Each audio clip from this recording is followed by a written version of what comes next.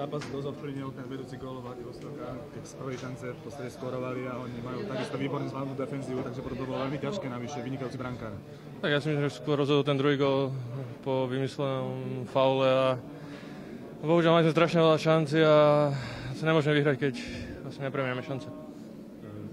Ginge, niekdajší najlepší strelec švédskej ligy, strelil vlastne tie najdôležitejšie góly. Bol on ten rozhodujúci článok spolu s brankárom?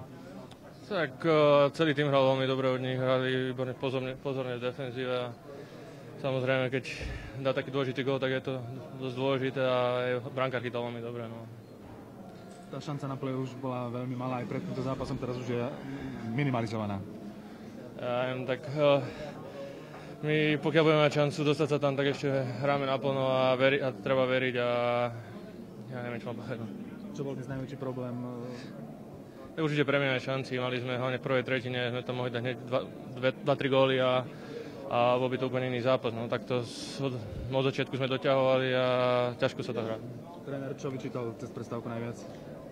Tak určite šance a tak ste hovorili, oni dali z prvej šance gól, my sme hrali celkom dobre tú prvú tretinu, sme ich aj prestrelali, ale takéto zápasy sú a táto tretia tretina vlastne ukázala všetko vlastne.